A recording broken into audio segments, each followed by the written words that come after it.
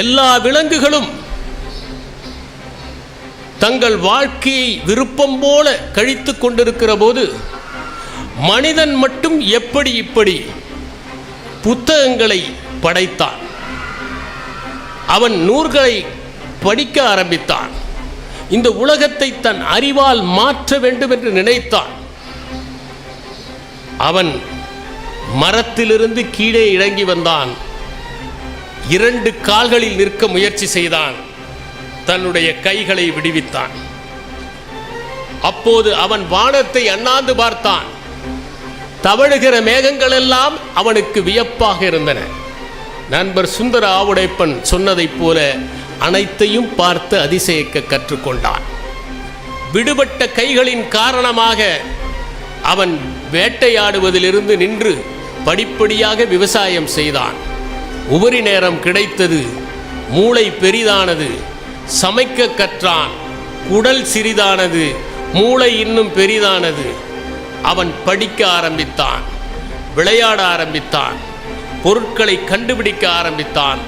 மனிதன் தன்னுடைய முயற்சியால் தன் அறிவை விருத்தி செய்ய ஆரம்பித்தான். ஈடிப்பஸ் ரெக்ஸ் என்கிற அந்த மகத்தான சொஃபக்கல்ஸ் எழுதிய நாடகத்திலே ஸ்பிங்க்ஸ் ஒரு கேள்வியை கேட்கும். ஒரு விலங்கு 4 கால்களில் நடக்கும், 3 கால்களில் நடக்கும், 2 கால்களில் நடக்கும். குறைவான கால்களில் நடக்கும் போதுதான் அதிக பலசாலியாக இருக்கும். எந்த விலங்கு அது என்று கேள்வி. இதற்கு விடையை ஈடிப்பஸ் சொல்வான், மனிதன் என்று. தொடக்கத்தில் 4 தவழ்ந்து, பின் 2 நடந்து, பிறகு 3 ஊன்றுகோலோடு நடக்கிறவன் மனிதன் என்பதுதான் அந்த வினாவிற்கான பதில். 2 கால்களில் நிற்கிற போதுதான் மனிதன் பலசாலியானான் என்பது காவியத்தை பார்த்தும் அல்ல, இயற்கையை பார்த்தும் தெரிந்து கொள்ளலாம். 4 கால் இருக்கிற பிராணிகளை விட மனிதன் பலசாலி. 6 கால்கள் இருக்கிற பூச்சிகளை விட பலசாலி. 8 கால்கள் இருக்கிற சிலந்தியை விட பலசாலி. 100 கால்கள் இருக்கின்ற பூரானை விட பலசாலி. 1000 கால்கள் இருக்கிற மரவட்டையை விட பலசாலி. காரணம், அவனுடைய விடுபட்ட கைகள், விடுதலை பெற்ற கைகள், கண்டுபிடிப்பதற்காக அவன் விடுவித்த அந்த கைகள். அதனால் மனிதன் வளர்ச்சியை பெற்றான், உயர்ந்தான். மனிதன் மட்டும் எப்படி புத்தகங்களுக்குள் புகுந்தான்? மற்ற விலங்குகள் அனைத்துமே தங்கள் வாழ்க்கையை நகர்த்துவதிலேயே காலம் தள்ளின. ஆனால் மனிதன் மட்டும்தான் உலகத்தை வாசிக்க ஆரம்பித்தான், வாழ்க்கையை வாசிக்க ஆரம்பித்தான். அவன் மேகத்தை பார்த்தபோது அது நகர்வதை பார்த்து நாம் ஏன் இவ்வளவு வேகமாக நகர முடியவில்லை என்று நினைத்தான். அவன் மரம் தன்னுடைய விதைகளை பூமியிலே தெளிப்பதிலும் அவற்றிலிருந்து செடிகள் முளைத்து வருவதையும் பார்த்து நாம் ஏன் நம்முடைய உணவை நாமே வேட்டையாடாமல் உற்பத்தி செய்து கொள்ள முடியாது என்று எண்ணினான். ஒவ்வொரு பொருளை பார்த்தும் அவன் அதிசயப்பட்டான். அப்படி அதிசயப்பட்ட காரணத்தினால் அவன் பசியிலிருந்து தப்பிப்பதற்கு வேளாண்மையை கண்டுபிடித்தான். மழையிலிருந்து தப்பிப்பதற்கு கட்டடத்தை கண்டுபிடித்தான். அவன் உழைப்பை பகிர்ந்து கொள்வதற்கு காட்டு விலங்குகளை நாட்டு விலங்குகளாக ஆக்கினான். சுழன்று செல்ல சக்கரங்கள் கண்டுபிடித்தான். எல்லைகளை தாண்டி செல்வ ஊர்திகளை கண்டுபிடித்தான். அவன் காகிதம் கண்டான், மைசை கண்டான், புத்தகம் கண்டான், அச்சு கண்டான், காவியம் கண்டான், ஓவியம் கண்டான். அவன் தன் வாழ்க்கையில் உள்ளொளி கண்டான், உயரத் தொடங்கினான். அந்த மனிதன் மற்ற விலங்குகளிலிருந்து வேறுபடுவதற்கு இன்னொரு முக்கியமான காரணம் இருக்கிறது. ஒரு சிங்கம் ஒரு காட்டிலே இருக்கிறது என்றால் அது வயதாகிற போது தன்னுடைய குட்டி சிங்கத்திற்கு காட்டின் அத்தனை நுட்பங்களையும் சொல்லிக் கொடுத்து விட்டு சாக முடியாது. இந்த குட்டி தானே மறுபடியும் ஆராய்ந்து கற்றுக்கொள்ள வேண்டும். தான் பெற்ற அறிவை அடுத்த தலைமுறைக்கு கடத்துவதற்கு எந்த விலங்காலும் முடியாது. அதனால் ஒவ்வொரு விலங்கும் தொடக்கத்திலிருந்தே ஆரம்பிக்க வேண்டிய அவசியம் ஏற்படுகிறது. ஆனால் மனிதன் தான் பெற்ற அறிவை அடுத்த தலைமுறைக்கு கடத்துகிற ஆற்றலை மொழியின் மூலமும் புத்தகத்தின் மூலமும் பெற்றான். இனி நாம் மறுபடியும் சக்கரத்தை கண்டுபிடிக்க வேண்டியதில்லை, மறுபடியும் கடிகாரத்தை கண்டுபிடிக்க வேண்டியதில்லை, கணினியை கண்டுபிடிக்க வேண்டியதில்லை, மறுபடியும் ஊர்தியை கண்டுபிடிக்க வேண்டிய அவசியமில்லை, அச்சை கண்டுபிடிக்க வேண்டிய அவசியமில்லை, நாம் மறுபடியும் மின்சார விளக்கை கண்டுபிடிக்க வேண்டிய அவசியமில்லை, கைபேசியை கண்டுபிடிக்க வேண்டிய அவசியமில்லை. வேண்டுமென்றால் அவற்றை இன்னும் மெருகேற்றிக் கொண்டே போகலாம். விட்ட இடத்திலிருந்து தொடங்குகிற ஆற்றல் விலங்குகளுக்கு இல்லை, மனிதனுக்கு இருக்கிறது. அதனால் தான் அவன் மிகுந்த ஆற்றல் பெற்றவனாக வளர்ந்தான். இன்று நாம் அவசரமாக வாழ்கிறோம், பரபரப்பாக இருக்கிறோம். எப்போது பார்த்தாலும் எதையோ தொலைத்ததை போல தேடிக்கொண்டிருக்கிறோம்.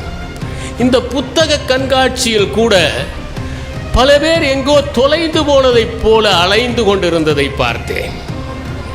அவர்கள் பார்வையெல்லாம் புத்தகங்களின் மீது இல்லை, வேறெங்கோ இருக்கிறது. இன்னும் சிலருக்கோ யார் வருகிறார்கள் என்பதில் இருந்தது. புத்தகம் படிக்க வேண்டும் என்றுதான் வருகிறோம், ஆனால் அந்த புத்தகங்களை வாசிப்பதற்கு கூட நம்மால் முழுமையாக அதில் அக்கறை செலுத்த முடியவில்லை. ஜே கிருஷ்ணமூர்த்தி ஒரு முறை சொன்னார், நுண்ணறிவு எல்லோருக்கும் இருக்கிறது, இந்த நிமிடத்தில் இங்கேயே இருந்தால் நீங்கள் அதிக நுண்ணறிவு பெற்றவர். இந்த நேரத்தில் நீங்கள் உங்கள் வீட்டை நினைத்தால் நுண்ணறிவு இல்லை. இந்த இடத்தில், இந்த பேச்சில், நான் உச்சரிக்கிற சொற்களில் நீங்கள் கரைந்து போனால் அதுதான் நுண்ணறிவு என்று குறிப்பிட்டார். இன்று பலரும் அவசரமாக ஓடி எதையோ தேடிக்கொண்டே இருக்கிறார்கள். எதை தொலைத்தோம் என்று தெரியாமலே தேடுபவர்கள் உண்டு. வேறொரு இடத்திலே தொலைத்துவிட்டு இன்னொரு இடத்தில் தேடுபவர்களும் உண்டு. அவர்கள் இப்படி ஓடி யாரையோ தோற்கடிக்க நினைத்து தாங்களுக்குள்ளேயே போட்டியிட்டு தோற்று போய் விடுகிறார்கள். இன்று பலரும் செயற்கை சிரிப்போடு வலம் வருகிறார்கள். நாம் காலையில் எழுந்து நம்முடைய அசல் முகத்தை கூட கண்ணாடியில் பார்ப்பதற்கு நமக்கு துணிச்சல் வருவதில்லை. அலங்காரங்களோடு தான் நம் முகத்தை பார்க்க நமக்கே துணிச்சல் வருகிறது. செயற்கையான சிரிப்புகள், போலியான புன்னகைகள், மேம்போக்கான நட்புகள், நுட்பமில்லாத உறவுகள் என்று மனிதன் தன்னுடைய வாழ்க்கையை இன்று நகர்த்தி கொண்டிருக்கிறான். பலரும் தாங்கள் மகிழ்ச்சியாக இருப்பதை போல நடித்து கொண்டிருக்கிறார்கள். இன்று 90% பேர் அடுத்தவர்களுக்காகத்தான் வாழ்ந்து கொண்டிருக்கிறார்களே தவிர அவர்கள் தங்களுக்காக வாழ்கிறேன் என்று சொல்கிற மாதிரி முன் வருபவர்கள் மிகவும் குறைவாகத்தான் இருக்கிறார்கள். அவர்கள் கடற்கரைக்கு செல்கிறார்கள். அந்த கடற்கரையில் அலைகளை பார்த்து ரசிக்காமல் கைபேசியை யாரோ அனுப்பிய கடல் படத்தை பார்த்து ரசிக்கிறார்கள். அவர்கள் முழு நிலா வானத்திலே வருகிற போது அதை அண்ணாந்து பார்த்து ரசிப்பதை விட்டுவிட்டு கைபேசியிலே யாரோ சந்திர கிரகணத்தை பற்றி அனுப்பிய படத்தை பற்றி புலகாங்கிதம் அடைந்து அதற்கு பதில் போட்டு கொண்டிருக்கிறார்கள். தாங்கள் அனுப்பிய பதிலுக்கு என்ன பதில் வருகிறது என்பதை கண்காணிப்பதில் கவனமாக இருக்கிறார்கள். இன்று நாம் நிகழ்காலத்தை தொலைத்துவிட்டு கடந்த காலத்தில் வாழ்ந்து கொண்டிருக்கிறோம். இயற்கையை ரசிப்பதை நாம் மறந்து கொண்டிருக்கிறோம். நாம் ஒரு திருமணத்திற்கு செல்கிறோம் என்றால் கூட அங்கே நீளமான வரிசை நின்று இருக்கிறது. அந்த வரிசையில் திருப்பதி தரிசனம் போல எப்படியாவது முந்தி அடித்துவிட்டு முன்னே போய் அந்த மணமக்கள் அருகிலே நிற்பது என்பது ஒரு மிகப்பெரிய சாதனையாக இருக்கிறது. அப்படி அருகிலே நின்று ஒரு புகைப்படம் எடுத்துக்கொண்டு வருவது மட்டும்தான் திருமணத்திற்கு செல்வது. இதிலே எங்கே யார் யாரை வாழ்த்துகிறார் என்று எனக்கு தெரியவில்லை. வாழ்த்துவதற்கு சிந்தனையும் இல்லை, வாழ்த்துவதற்கு அவகாசமும் இல்லை. ஏனென்றால் வந்ததை எப்படியாவது பதிவு செய்துவிட்டு போய்விட வேண்டும் என்பதுதான் அவருடைய லட்சியமாக இருக்கிறது.